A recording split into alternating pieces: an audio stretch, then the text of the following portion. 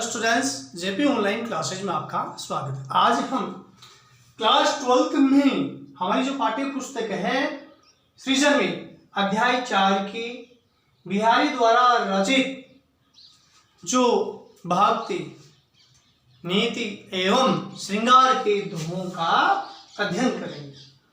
अजौ तर्यो नाही रहो श्रुति सेवत इक रंग, नाकवास बेसी लहयो बसी मुकुतन के संग।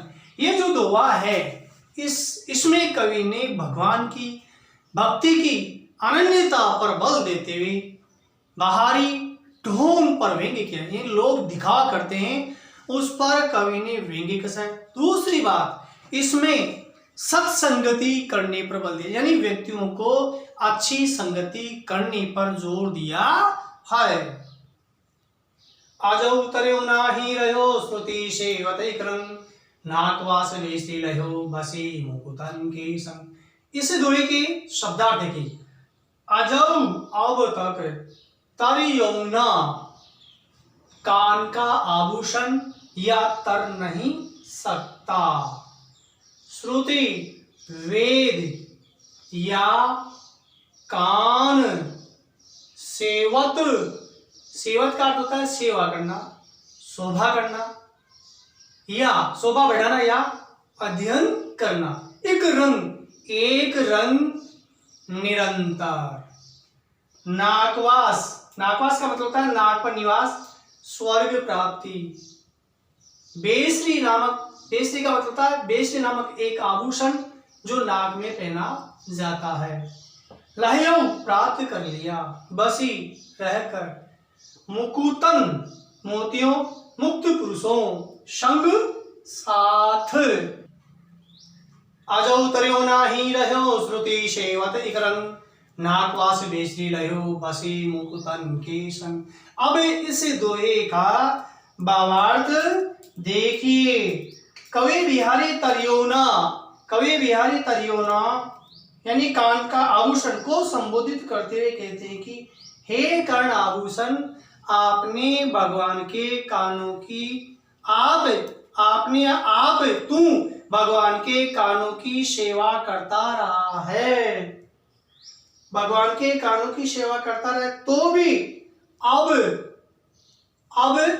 त्रियोना ही निकृष्ट संसारी बना रहा है। अर्थात आपने भगवान के कानों की सेवा की है, लेकिन अब तक आपका उद्धार नहीं हुआ है। नाकवास बेसी लहो बसी मुकुतन के संग, जबकि मोतियों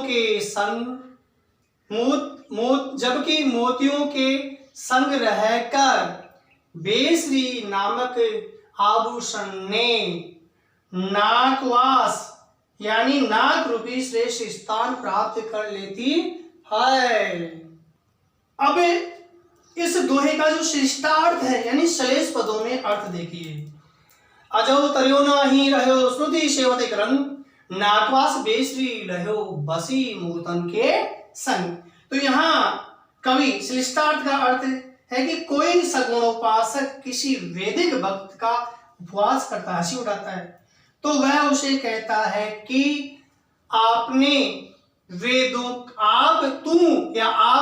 वेदों का अध्ययन करता रहा है। अजौ तर्यो नाही रहो, इस कारण तर्योना अर्थात संसारी बने हुए हो। इसके कारण से तुम्हारे अध्ययन से तुम्हें क्या लाभ है? अरे आडंबरी व्यक्ति, नाकवास बेसरी लहो बसी मुकुतन के संग जिन लोगों ने मुक्त तपस्वियों के साथ रहकर भक्ति की है, उनको नाकवास यानी स्वर्ग का जो निवास है वह मिल गया है। अब इस दोहे में विशेष क्या बात बताइए। नाक की अपेक्षा कान का ऊंचा स्थान होता है। कान ज्ञान का प्रतीक है, परंतु कान का आभूषण साधारण मूल्य का होता है, जबकि नाक की बेसत अधिक मूल्य की होती है।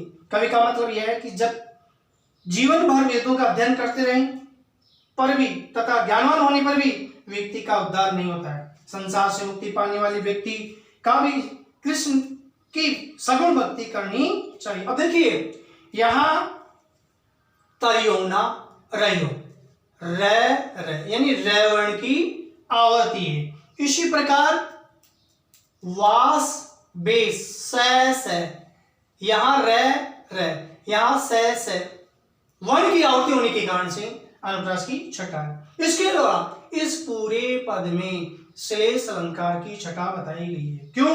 जैसे तरियोना, श्रुति, सेवक, इकरंग, इसी प्रकार नाकवास, इन शब्दों में श्लेष अलंकार है। क्यों? जब वाक्य में एक से अधिक अर्थ वाले शब्द या शब्दों का प्रयोग किया जाता है, वहां एक से अधिक अर्थों का बोध करें, वहां श्लेष अलंकार होता है। अगला देखिए, सगन कुंज छाया सुगत शीतल स्वर्गी समीर, मनो हवे जातु अजौ वहे ओहि जमुना के दी। इस दोहे में कोई गोपी या विरहिणी नायिका अपनी सखी से अपनी मन की व्यथा को प्रकट करती हुई या चित्रित करती हुई कहती है। इसके शब्दार्थ देखिए, सघन गहरी, कुंज बाग बगीचे, सुखद सुखदायिनी, शीतल ठंडी, सुरभि सुगंधमय या मंद, समीर हवा, हवे जातु हो जाती है, हवे वहीं, उही उस, तीर तट। अब इस पद का या इस दोहे का अर्थ देखिए, बाहर देखिए, सगन कुंज छाया सुगत शीतल सुरभि समीर, मनो हे जातु अजो वहे ओहे जमुना के ती। यहां गोपी सखी से कहती है कि उन सघन कुंजों की सुखद छाया में बहने वाली शीतल मंद हवा आज भी मेरे मन को यमुना के उन तटों की ओर ले जाती है जहां पूर्व में मैंने अपने प्रियतम के साथ रमण किया था। अब इसमें विशेष क्या बात है? विरणी को शीतल हवा कष्टदायी एवं संताप बढ़ाने वाली लगती है, परंतु प्रियतम का स्मरण ध्यान होने से वह उसे सुखद लगती है। दूसरी बात, यहां पर प्रकृति का जो चित्रण है वह सजीव चित्रण किया गया है।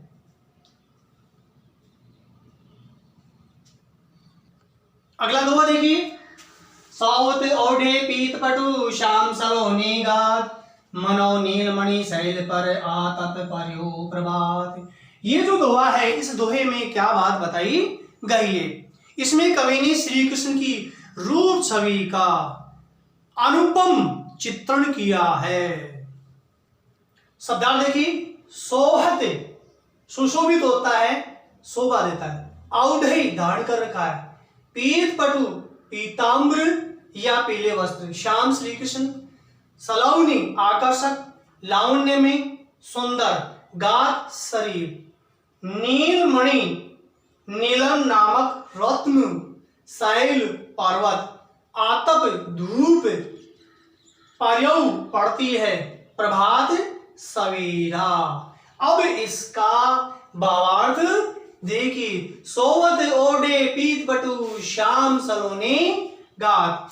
इसमें नायिका श्री कृष्ण को देखकर अपनी सखी से कहती है कि श्याम ने अपने सुंदर शरीर पर पीताम्र धारण कर रखा है, वह ऐसे शोभायमान हो रहा है, इस प्रकार से सुशोभित हो रहा है कि मानो नीलमणि पर्वत पर प्रातःकालीन सूर्य का मंद मंद मधुर प्रकाश अर्थात प्रातःकाल की कोमल किरणें पड़ रही है। अब इसमें विशेष क्या बात बताइए?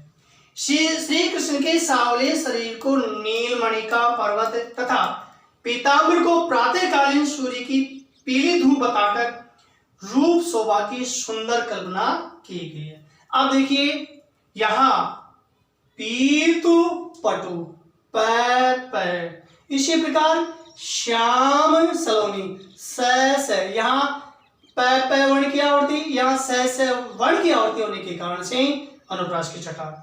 दूसरी बात, इसमें उत्प्रेक्षा जो अलंकार है उसकी छटा बताई गई है। क्यों? जब एक वस्तु में दूसरी वस्तु की संभावना की जाए, अर्थात एक वस्तु को दूसरी वस्तु मान ली जाए, दोनों वस्तुओं में कोई समान धर्म होने के कारण ऐसी संभावना की जाती है।